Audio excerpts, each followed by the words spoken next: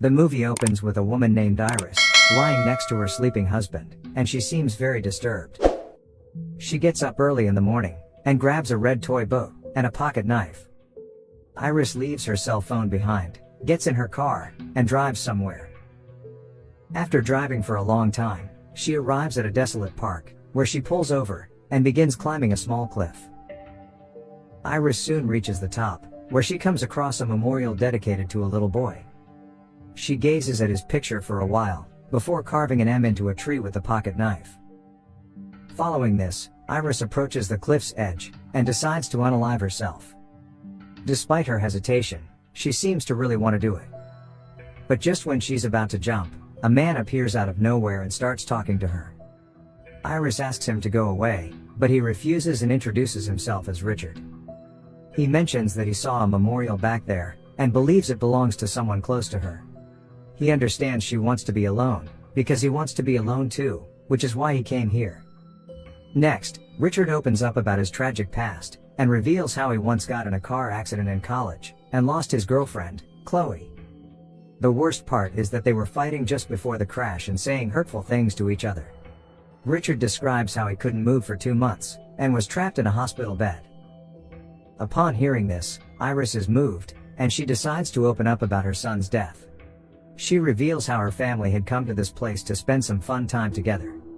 Her husband was carving their initials into a tree, while Iris was gathering wildflowers. Unfortunately, when their son was collecting sticks for roasting marshmallows, he stumbled off the cliff and died. Iris wishes God should have taken her instead of her young son. In response, Richard sympathizes with her, and states that he won't do anything to change her mind about what she has already decided. But he tells her that today is a beautiful day, and that being broken doesn't mean hopelessness. Richard then proceeds to leave. But moments later, after some consideration, Iris finally changes her mind, and follows him. The two soon arrive at their cars and say their goodbyes to each other. Richard asks if she will go back to the cliff again after he leaves, but Iris responds not today. Following this, the two try to leave, but Iris notices that Richard's car is parked too close to hers, and she can't get in. Therefore, Richard gets out to help her, and he suddenly asks why Iris keeps calling him Richard. And then this happens. He then ties her hands and feet with rope, and proceeds to put her in his vehicle. Sometime later, Iris wakes up, and finds herself in the back seat of Richard's car while he is driving. She tries to call someone with her watch, but he informs her that there's no signal in the area. Richard then casually brings out her son's red toy boat and begins mocking her. At this point, Iris recalls her knife, and distracts him with small talk about Chloe, while carefully cutting the bindings on her hands. She then asks what he intends to do to her, to which Richard reveals that he has a small cabin in the woods where they will go, and he will braid her hair. Just then, Iris manages to free herself and attacks the man with her knife. She fails to hurt him seriously, and the car crashes into a nearby tree. After the crash, an incensed Richard grabs Iris' hair, so Iris uses a belt to suffocate him. After some struggles, she manages to escape. She uses her knife to cut the ties around her feet, but Richard catches up to her. He then shows her an empty syringe, and informs her that he injected her with a relaxant drug that will make her completely immobile in about 20 minutes. She will first lose feeling in her fingers, then her legs will tingle to the point where she can no longer walk. And finally, she won't be able to speak. Upon hearing this, Iris becomes terrified, and flees into the woods to get away from the psychopath. Richard calmly follows, warning her that running will only cause the drug to work faster. The young woman continues to run as fast as she can, and sets a timer on her watch for 20 minutes. But unfortunately, the effect begins to take effect on her legs, and she can barely walk. Soon, she drops to the ground as she can no longer feel her legs. Now that she's unable to run, Iris decides to hide among the roots of a tree. However, she unknowingly positions herself near an anthill, and the ants begin crawling onto her body and her face. This causes her to scream, revealing her location to Richard. But before he can catch her, Iris crawls into a small river, hoping that the current will carry her away. Richard warns her that she won't be able to swim, but Iris is willing to take the risk rather than be captured.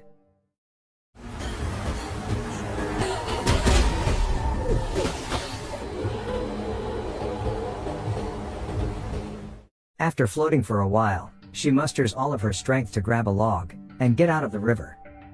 When Iris checks her watch, she sees that she has only 1 minute left.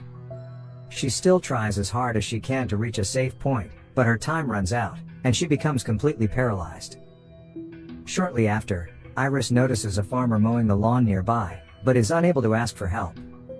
The old farmer named Bill soon approaches her and asks if she needs any help, but Iris can't answer. He soon realizes that she's conscious, and that only her eyes can move.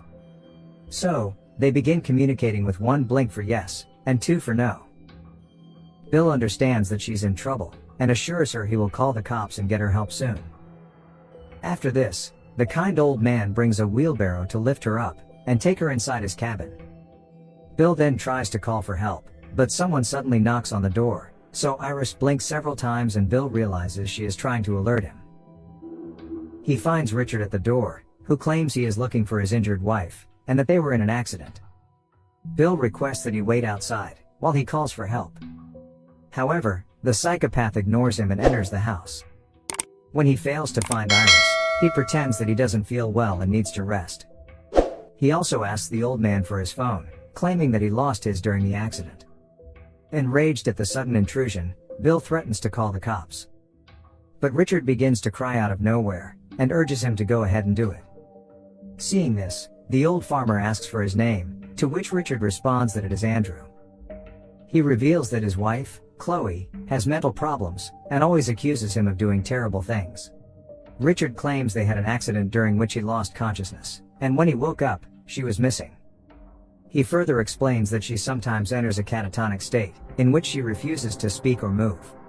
Richard expresses his fear that if the cops find her, she will be institutionalized, and he doesn't want to lose her. During this, we see Iris hiding behind the couch and next to the window, listening to everything. Bill feels bad for the young man, and when Richard asks if he has anyone else in his life, Bill responds that he had a wife who died of a heart attack. Bill is now convinced that the young man is morally good, and decides to tell him the truth about Iris. But then, Richard's phone begins to vibrate in his pocket, even though he claimed it was lost earlier. This finally makes Bill realize that the man is lying, so he tells him to leave the house. However, Richard knows that Iris is hiding here, and he asks the old man where she is. To get him off his back, Bill lies that he indeed found a woman by a shed, and kept her there. Richard moves toward the shed, but asks for the old man's phone first. And then this happens.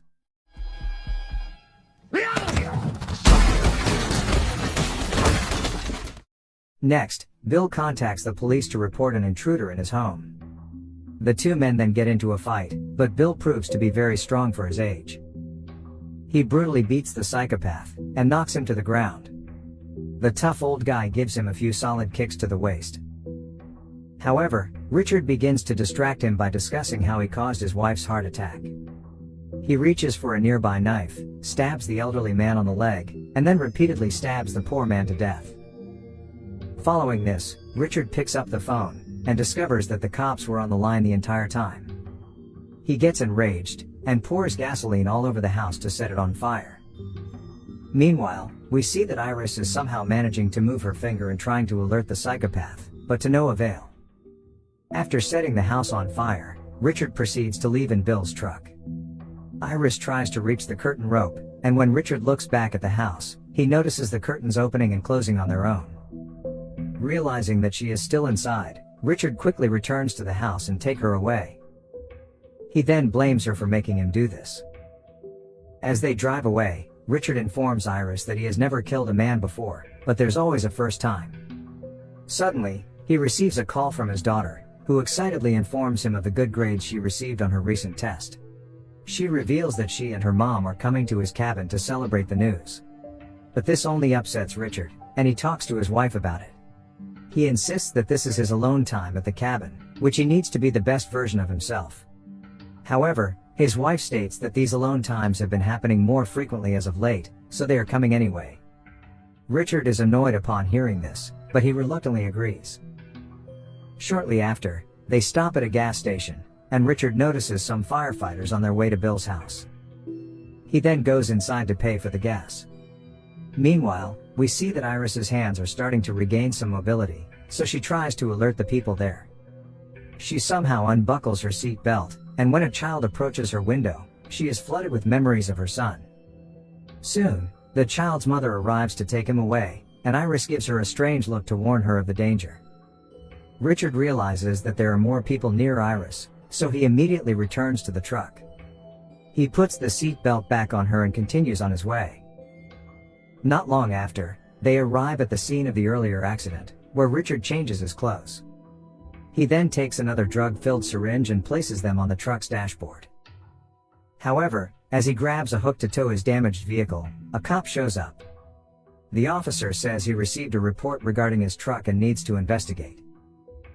It turns out that some people from the gas station were worried about Iris's strange look and called the cops. The officer asks to talk to Iris, but Richard reveals that she is too drunk and can't speak. He claims that his wife had an accident and he came to help her. However, the officer is skeptical because the caller saw them at the gas station, and Richard has a wound on his forehead. At this point, Iris manages to slowly roll down the window, and attempts to alert the officer. Soon, she manages to move her lips, and utters the word help. And then, when the cop gets distracted,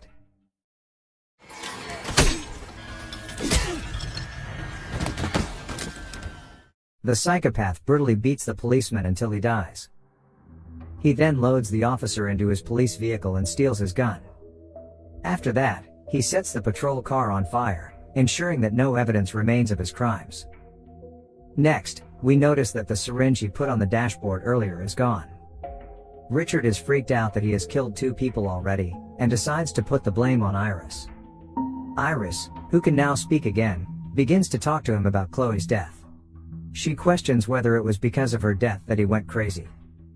Hearing this, the man stops the truck in anger, and declares that he is not crazy, and that he found clarity when she died in the accident. When Richard watched Chloe die from snapping her neck, he found his true calling. It gave him immense satisfaction, and he felt like a god, someone with the power to end people's lives. He also admits that his last words to her before she died were, "Thank you," since she helped him discover his true purpose. Hearing this, Iris is flabbergasted, but she tries to remain calm and pleads with him to let her go. She claims that she doesn't know his real name or address, and promises that she will not report him. Iris also urges him to think about his wife and daughter, questioning how they will feel when they find out about his actions. She asks him to leave her somewhere on the road, suggesting that they can both forget this ever happened. However, Richard refuses to listen to her, and says that he has a change of plans. Shortly after, they arrive at a restricted area by a lake, where Richard reveals that this is their final stop. He says it's a shame their time has to end like this, as they would have had a great time in the cabin together. All of a sudden, Iris stabs him with a syringe, but she doesn't have enough strength to press it down. This allows the man to calmly eject the syringe, and pour the drugs out of it. Frustrated, Iris questions why he didn't just let her die earlier, to which Richard responds that it was fate, and she was meant for him. However, she argues that there is no fate, no God, and he is just a sad little man without a name. Following this, Richard grabs a knife, places Iris in a rowboat, and gets in himself. He then rows to the middle of the lake, where he intends to throw her in with some bricks so her body won't float. But before he can do that, Iris begins to cry and asks him to do her a last favor. She tells him that she has Mateo's toy boat in her pocket, which she wants to hold as she dies. And when Richard gets closer to her to get the toy, Iris swiftly grabs the knife from his belt and stabs him near his throat. This causes a gravely injured Richard to fall into the lake. He desperately tries to climb back up, but Iris grabs his gun and shoots at him multiple times, causing him to fall into the water again. Unfortunately, while shooting frantically, Iris ended up creating holes in the boat. It soon begins to sink, and it appears that she is going to die as well. But miraculously, despite her hands being tied, Iris refuses to give up, and swims to the surface with all of her strength. In the final scene, we see Iris resting at the dock, breathing a sigh of relief. However, she notices in the distance that Richard has also managed to rise to the surface. She approaches him and observes that he is choking on his own blood, and is on the verge of death. The movie then comes to an end as Iris tells Richard this. Thank you. And leaves him to die.